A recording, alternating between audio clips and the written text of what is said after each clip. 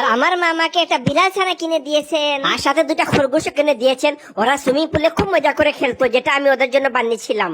আর বিড়াল খেলার জন্য একটা স্লাইড মেশিনও আছে। আমি আমার টিয়া পাখির জন্য একটি সুন্দর ঘর বানিয়ে দিয়েছি। তুমি আমার উপর রোগ কেন ঢালতেছো? তুমি আমার সব কাপড় কেন নোংরা করে দিলে? তুমি বলতে আমার দুর্গটা কেন কাটিয়েছিলে? আমি ইচ্ছা করে তোমার দুর্গটা ভাঙ্গিনি। ঠিক আছে, আমি তোমার দুর্গটা ভালোভাবে মেরামত করে দিচ্ছি। নাও, এখন তুমি আমার কাপড়ের রং ভালোভাবে ধুয়ে দাও। আমি মায়ের জন্য মজার নুডলস রান্না করতে চাই। আমি মায়ের জন্য মুরগি রান্না করতে চাই। আমি মায়ের জন্য একটা বড় মাছ রান্না করব। আমি রিম্বু নুডলসটা অনেক ফল দিয়ে তৈরি করেছি। আমি নিজেই মুরগি খাঁচা থেকে মুরগি ধরে নিয়ে আসছি। আমি নিজেও নদী থেকে মাছ ধরেছিলাম। ব্যাঙটা আমার মুখে কামড় দিল, আম্মু বাঁচাও। আমি একটা ব্যাঙ দেখা গোপনে বাসায় নিয়ে আসছি। আর সেটা আমি কেকের মধ্যে রেখেছিলাম, ভাইয়া সেটা খেয়ে ফেলেছে। যখন আমার বোন ঘুমিয়ে পড়বে তখন আমি তার মাথায় ব্যাঙটা রেখে দিব।